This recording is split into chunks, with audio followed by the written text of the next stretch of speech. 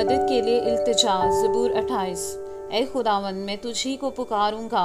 ए मेरी चट्टान, तू मेरी तरफ से कान बंद ना कर। ऐसा ना हो कि अगर तू मेरी तरफ से खामोश रहे तो मैं उनकी मानित बन जाऊं जो पाताल में जाते हैं। जब मैं तुझसे फरियाद करूं और अपने हाथ तेरी मुकद्दस हैकल की तरफ उठाऊं तो मेरी मिन्नत की आवाज़ को सुन ले। मुझे उन शरीरों और बदकिरदारों के साथ घसीट ना ले जा जो अपने हमसायों से सुलह की बातें करते हैं मगर उनके दिलों में बदी है। उनके अफ़ाल और अमाल की बुराई के मुआफिक उनको बदला दे। उनके हाथों के कामों के मुताबिक उनसे सलूक कर, उनके किए का इवज़ उनको दे। वो खुदावन के कामों और उसकी दस्तकारी पर ध्यान नहीं करते, इसलिए वो उनको घरा देगा और फिर नहीं उठाएगा।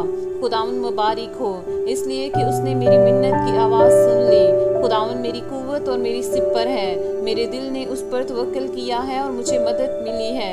इसीलिए मेरा दिल नहायत शादमान है और मैं गीत गा कर उसकी सिताइश करूँगा। खुदावन उनकी कुव्वत है, वो अपने ममसू के लिए निजात का किला है। अपनी उम्मत को बचा और अपनी मेरास को बरकत दे।